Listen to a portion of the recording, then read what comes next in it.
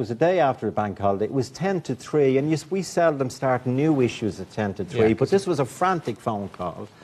And I think it was Rebecca, the producer, said, you know, you have to talk to this woman. She's in Dublin Airport. We can hear the flight being called. And she's...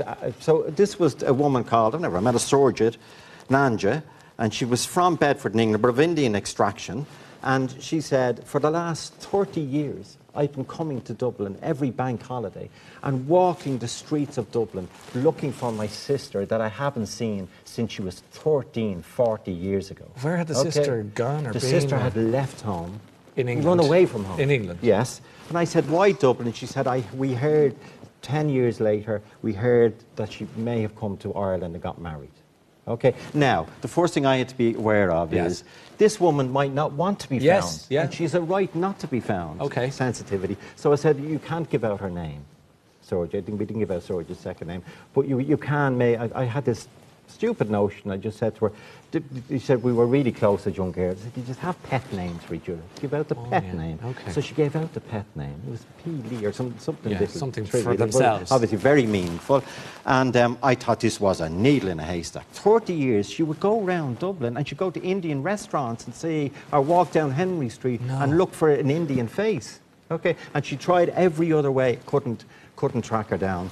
And at 5, on a bus, on an expressway bus, that was in the days when we had buses, on an expressway bus going to Mullingar, the driver obviously thought those passengers should suffer. So he had Liveline on the tannoy. He liked Liveline, that driver. So a taxi driver, a bus driver. So on the bus was a friend of Vicky. Listening the woman. And there was a couple of things that Surjit said. That she said, I wonder, is that our Vicky? Is that our Vicky from England? You know, she's obviously, when you see her, because I've seen her on the footage, she's obviously Indian. But is that Vicky who lives outside Castle Pollard, right? So she rang her, no answer, rang her again, and rang her at 5 o'clock and said, Vicky, I think your sister is looking for you. Right. And she said, why? And she told her story and pet name and all that carry on. And she said, that's my sister. I thought they didn't want me. I thought they rejected me after I ran away, and it was vice versa from their point of view. And she rang, was it that night or early next morning, she rang the Liveline office, and then it was so intense. It was so, they just needed them could come on the programme that day, the following day. But it transpired. We spoke to Surjit and Vicky 2 days later.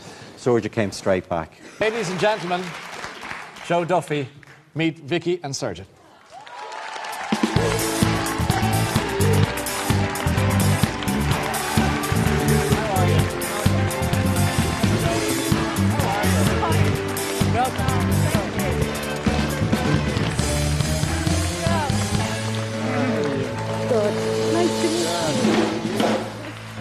So, how lovely to meet you both.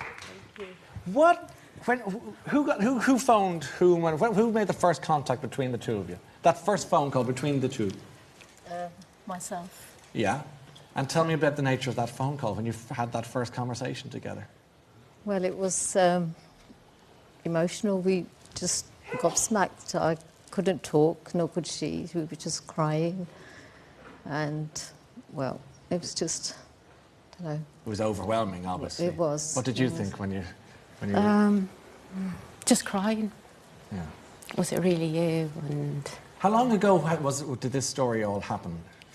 1974. And yes. in your reunion, when did you have your first reunion together in Ireland or in England? It's 18 months. 18 months ago.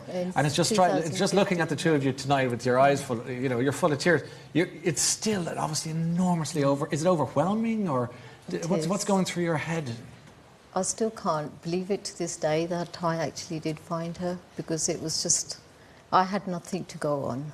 You had nothing, and it was long before internet and random searching and Googling and everything else. Nothing. One of my sisters even hired a private investigator to try and find her and got nowhere. Isn't that incredible? Yeah.